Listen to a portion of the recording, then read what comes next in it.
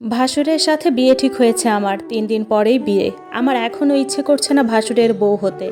যে মানুষটিকে এতদিন ধরে ভাইয়া ভাইয়া ডেকেছি, বড় ভাইয়ের চোখে দেখেছি, তাকেই কিনা এখন বিয়ে করতে হবে। উনিও প্রথমে এমন প্রস্তাবে রাজি ছিলেন না, ওনাকেও একরকম জোর করেই রাজি করানো হয়েছে। বাবা মা নেই আমার, নানা বাড়িতে বড় হয়েছি, দুঃখে দুঃখেই কেটেছে সারা জীবন। একটু সুখের আলো চেয়েছিলাম জীবনে, কিন্তু সে আলো জ্বলার আগেই নিভে গেল। ১.৫ বছর আগে বিয়ে হয়েছে আমার। মানুষটা খুব পছন্দ করে বিয়ে করেছে আমায়, প্রেম করে নয়, পারিবারিকভাবে দেখতে গিয়েই পছন্দ করেছে আমায়। আমার শ্বশুর শাশুড়িও আমাকে পছন্দ করেছিল ভীষণ। অনেকটা হুট করেই বিয়ে হয়ে যায় আমাদের। বিয়ের পর থেকে স্বামী অনেক ভালোবাসতো, যেন আমি চোখের আড়াল হলেও কষ্ট পেত। কিন্তু কে জানতো এমন দুর্ভাগ্য লেখা আছে কপালে। হঠাৎ হার্ট অ্যাটাক করে আমার স্বামী মারা যায়। বুঝিনি হার্ট অ্যাটাক করেছে, দুপুরে খেয়ে ঘুমিয়েছিল। সেদিন অনেক মেহমান এসেছিল বাসায়, আমরা সবাই রাতের রান্নায় ব্যস্ত। বিকেলের চা নিয়ে এসে ঘুম থেকে ডাকলাম, কিন্তু আর জেগে ওঠেনি, চলে গেছে চিরতরে। ও মারা গেছে ৩ মাস হলো। আমার নাম তিন্নি। বাবা মা মারা গেছেন ছোটবেলায়, দুজনেই চাকরি করতেন।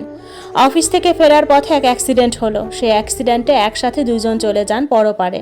তখন আমার বয়স ২.৫ বছর। তারপরে ঠাঁই হয় নানা বাড়িতে। বাবা মায়ের চাকরি বেশি দিনের ছিল না, একরকম নতুন চাকরি। সামান্য কিছু টাকা পেয়েছিলাম পেনশন এবং এককালীন টাকা হিসেবে। সে টাকার বিনিময়ে নানা বাড়িতে মামারা আমায় রেখেছে, তবে কখনো কেউ ভালো ব্যবহার করেনি। আশ্রিতার মতো বড় হয়েছি। একটা সময় কিভাবে যেন আমার পেনশন বন্ধ হয়ে যায়। কি যেন কাগজপত্র নবায়ন করতে হবে, আরও যেন কি এমনটাই বুঝিয়েছে মামা আমায়। নিজে কৌশলে সব টাকা খেয়ে ফেলেছিলেন কিনা সেটাও জানি না, কারণ বাবা মায়ের মৃত্যুর পরে আমার বয়স কম থাকায় মামা অভিভাবকত্ব গ্রহণ করেছিলেন। এককালীন এবং পেনশনের টাকাও মামার দায়িত্বেই ছিল। তিনি কিভাবে কি করেছেন জানি না, শুধু বলেছে পেনশন বন্ধ হয়ে গেছে। সেই পেনশনটা বন্ধ হয়ে যাবার পরে চরম অবহেলার শিকার হই নানা বাড়িতে। যখন অনার্স সেকেন্ড ইয়ারে পড়ি তখনই বিয়ের প্রস্তাবটা আসে। মামা মামি তো আগে থেকেই বিয়ে দিতে উদ্গ্রীব ছিলেন। পাত্রপক্ষ আমাকে পছন্দ করলে বিয়ে দিয়ে দেয় তাড়াহুড়ো করে, যেন মাথা থেকে বোঝা নামিয়েছে। শেষ পর্যন্ত স্বামীটাও আমাকে রেখে চলে গেল। আমি এখন অনার্স 4th ইয়ারে পড়ি। ভেবেছিলাম অনার্স কমপ্লিট করে চাকরিতে জয়েন করব। কিন্তু শ্বশুর শাশুড়ি আমাকে কিছুতেই ছাড়তে চাচ্ছেন না, ভীষণ পছন্দ করেন আমায়। মামা বাড়িতেও থাকার মতো অবস্থা নেই, স্বামীর মৃত্যুর পরেও শ্বশুর বাড়িতেই থাকতে হচ্ছে। এখন তো বিয়ে ঠিক করেছে নিঃসন্তান ভাসুরের সাথে। আমি ভাবছি রীতা ভাবির কথা, আমার কত ভালো সম্পর্ক ছিল ওনার সাথে।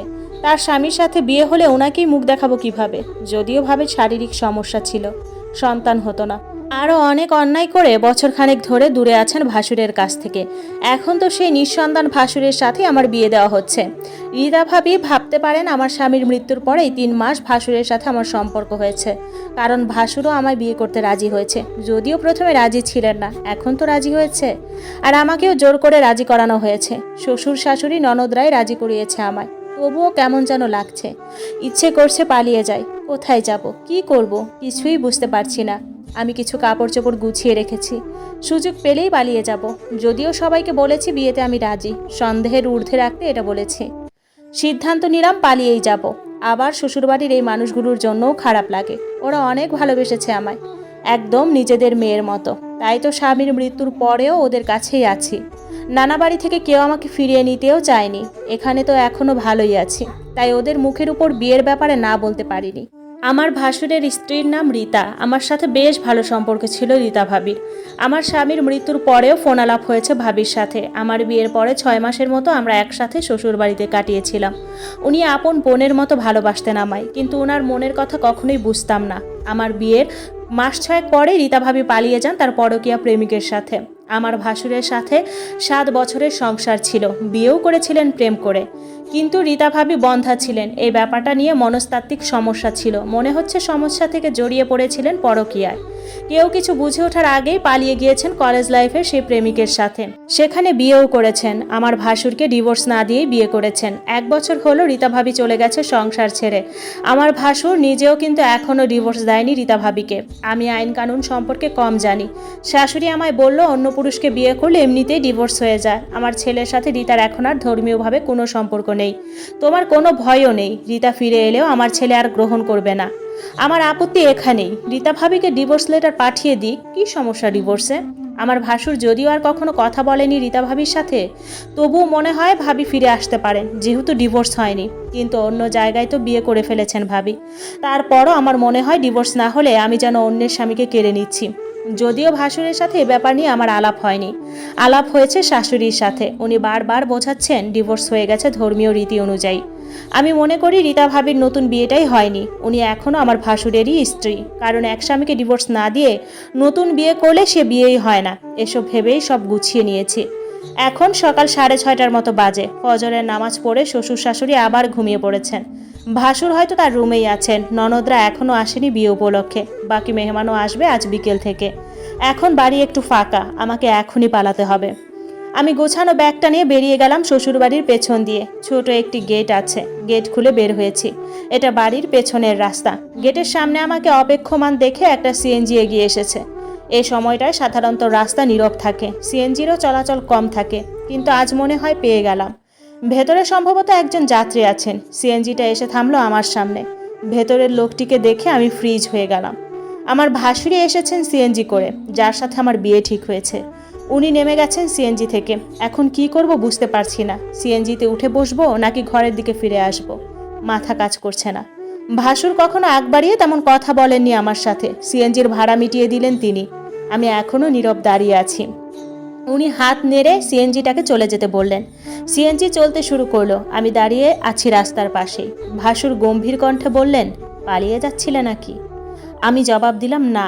উনি বরাবরই গম্ভীর গম্ভীর ভঙ্গিতে আবার আমার পানে চেয়ে প্রশ্ন করলেন, তোমারও কি কেউ আছে নাকি? যদি গোপন কোনো প্রেমিক থাকে তবে পালিয়ে যাও, আমি বাধা দেব না। আর যদি কেউ না থাকে তাহলে আমার হাত ধরো, তোমার হাত আমি কখনো ছাড়ব না। ভাসুরের কথাগুলো শুনে বুকের ভেতর কেমন যেন লাগলো। মনে হলো উনি অনেক কষ্ট থেকে এভাবে বলেছেন।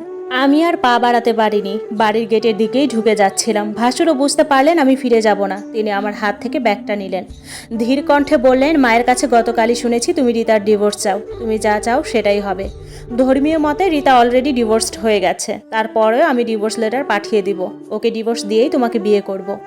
আমি চুপটি করে রইলাম। উনি আমার চেয়ে বয়সে বেশ বড়, মিনিমাম 10 বছরের মতো হবে। তারপরেও কেন যেন বিশ্বাস এলো ওনার উপরে, যে বিশ্বাসটা এতদিন শাশুড়ির কথাই খুঁজে পায়নি। শাশুড়ি বারবার ওই ডিভোর্সের ব্যাপারটি এড়িয়ে যেতে চেয়েছেন, অথচ উনি কত সহজেই রাজি হয়ে গেলেন। আমি ঘরে ফিরে এলাম ভাসুরের সাথেই। উনি আমার হাত ব্যাগটা দিতে দিতে বললেন, যাও চা বানিয়ে নিয়ে এসো, একসাথে চা খাবো। আমি চলে যাচ্ছিলাম ভেতরের দিকে। তিনি পেছন থেকে ডেকে বললেন, স্বর্ণকারের বাড়িতে গিয়েছিলাম এই 7 সকালে। তোমার জন্য চুড়ি বানাতে দিয়েছিলাম তো, ওইটাই নিয়ে এসেছি। স্বর্ণকার লোকটা গত রাতে ফোন দিয়ে বলল বেড়াতে যাবে, আসবে 1 সপ্তাহ পরে। উনি চলে গেলে বিয়েতে যদি তোমায় চুড়ি দিতে না পারতাম, তাই সকাল সকাল গিয়ে নিয়ে এলাম।